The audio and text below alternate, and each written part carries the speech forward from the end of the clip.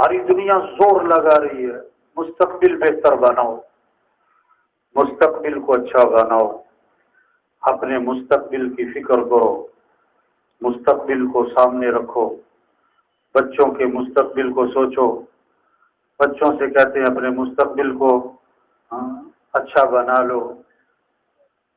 تو جملہ تو بہت اچھا ہے، بالکل ٹھیک ہے، صحیح ہے، مستقبل کی فکر کرو، مستقبل کو اچھا بناؤ،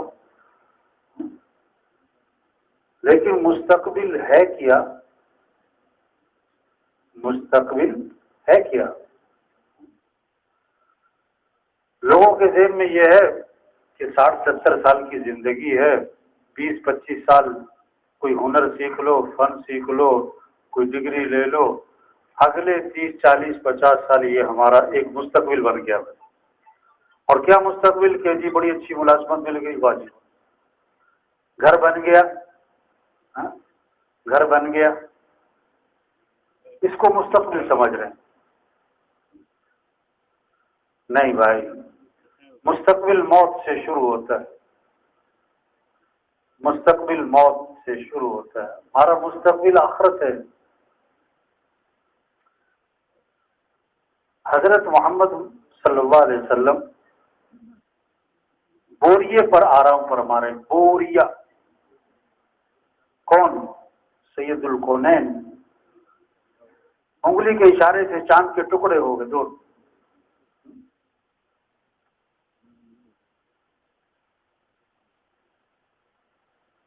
صحابی نے آ کے شکایت کی، حضور پانی ختم ہو گیا ہے، سارا لشکر پیاسا ہے، جانور پیاسے ہیں، ایک پیالہ پانی ہے، آپ نے اپنا ہاتھ مبارک اس پانی میں داخل فرمایا، اس پیالے میں، تو صحابی فرماتے ہیں آپ کی انگلیوں سے پانی کے چشمے پھوٹ پڑے۔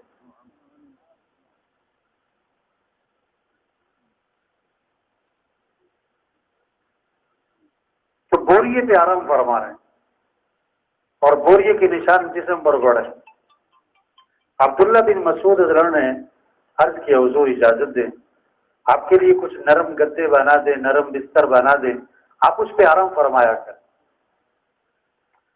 تو اللہ کے نبی نے قیامت تک کے لوگوں کو ایک پیغام دینا ہے، ایک سبق دینا ہے، ایک تعلیم ہے، کچھ سکھانا ہے، اس لیے فرمایا کہ مجھے دنیا سے کیا غرض، مالی ولی دنیا وما انا فی الدنیا الا کراکب استظل تحت شجرۃ ثم راح وترکها۔ مجھے دنیا سے کیا غرض، میری مثال تو دنیا میں ایسی ہے جیسے ایک راہ چلتا مسافر ہو۔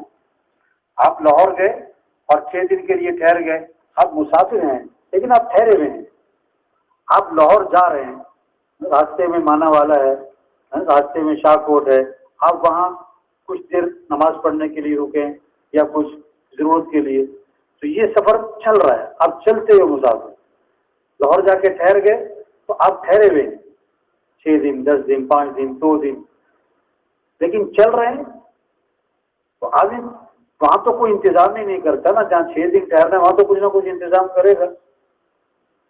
تو آپ نے کیا فرمایا، میری مثال راہ چلتے مسافر کی ہے، جو درخت کے نیچے کچھ دیر آرام کرنے کے لیے اترا اور پھر آگے چل پڑا، تو مجھے کیا پڑی کہ میں نرم نرم گدے بناؤں۔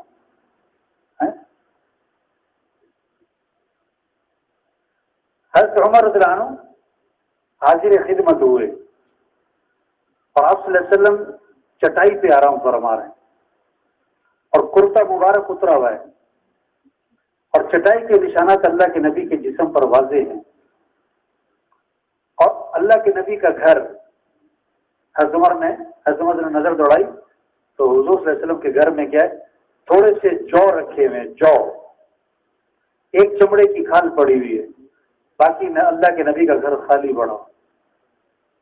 حضرت عمر نے یہ منظر دیکھا تو آنکھوں میں آنسو آ گئے اور عرض کیا حضور دعا فرمائیں، اللہ کچھ وسعت فرما دے، کچھ چیزوں کی، مال کی، دنیا کی کچھ وسعت ہو جائے۔ یہ کیسر و کسرا اللہ کے نافرمان ہیں اور اللہ نے انہیں کیا کچھ دے رکھا ہے، کیا کچھ دے رکھا ہے۔ آپ دعا فرمائیں اللہ کچھ وسعت فرما دے. آپ لیٹے ہوئے تھے نا، حضرت عمر رضی اللہ عنہ کی یہ بات سنی، اٹھ کر بیٹھ گئے. جیسے کوئی عام بات ہو نا تو اٹھ کے بیٹھتے کہ کیا کہا، اور فرمایا کیا ہوا فی شک انت یا ابن الخطاب، اے خطاب کے بیٹے تو ابھی تک شک میں پڑا ہوا. اما ترضى ان يكون لهم الدنيا ولنا الاخرہ، کیا تو اس بات پہ راضی نہیں ہے کہ ان کے لیے دنیا ہو اور ہمارے لیے آخرت ہو؟ ہم آخرت والے لوگ ہیں، ہم آخرت والے لوگ ہیں. اصل زندگی آخرت کی ہے، ہمارا مستقبل آخرت ہے. دنیا کی زندگی عارضی ہے.